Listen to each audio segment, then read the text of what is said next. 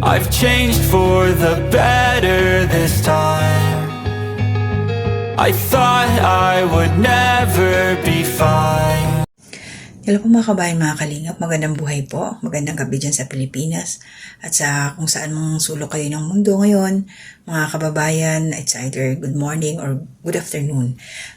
Ngayon ho, i-close ko yung aking naging reaksyon patungkol kay Kuya Pure Health po, yung thumbnail niya na misleading na si Jomcar, pero wala doon sa kanyang content. At meron po akong i-highlight na komento dito bago ko i-close kay Ma'am Maita Estipona. Pero bago yun, maraming salamat po sa inyong lahat, mga nanood sa aking reaction na yun. At saka yung mga nag-share, mga silent viewers dyan, hindi ko na po kayo maisa-isa i-shoutout yun nandyan sa comment section. Salamat po sa suporta ninyo. At saka yung mga nag-subscribe po sa akin, thank you rin po sa inyo. And God bless, Merry Christmas po. So, disclaimer po kay Ma'am Maita Estipona, i-attach ko po yung comment, hindi po para ipahiya kayo or ano man, dahil na-encourage po ako dito, dahil totoo po yung sinabi ninyo. At bibigay ko po yung aking opinion patungkol dito sa isang komento ninyo. So sabi po niya, isa po si Tay Pure Health ang pinagkakatiwalaan ni Kalinga Prab, lalo na kay Carla. Tama po yun, Ma'am Maita, alam naman natin yun na. At saka si Carla talaga, ang tawag niya kay Kuya Pure Health is tatay talaga. So, kung ang opinion ko po dito, the more po na dapat ingatan ni Kuya Pure Health, yung tiwala na yon ni Kalinga Prab para sa kanya, patungkol kay Carla.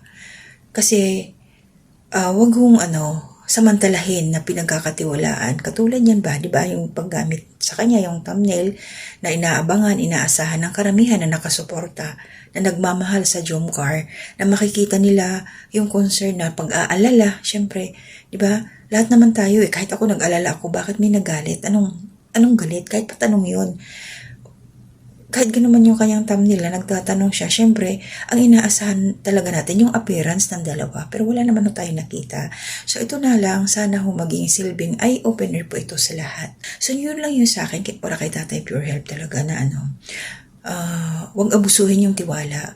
Kasi di ba kung anak natin na, halimbawa, ganyan, puprotektahan, hindi natin pwedeng gawa-gawaan ng mga pamagat na wala naman doon, na walang katotohanan. So, kung mahal natin ang mga beneficiary, ang love team na to, ingatan, iwasan na mapagmulan ng hindi maganda, lalo na kung yung mga makakapanood is hindi nila naumpisahan yung storya ng Jomcar. Diba? So, ewan ko lang kung napanood ito ni Tatay Pure Health, no? Kasi karamihan, real talk, pag yung channel mo maliit ka lang na nagre-react, hindi ka papansinin ng mga big time. hindi ka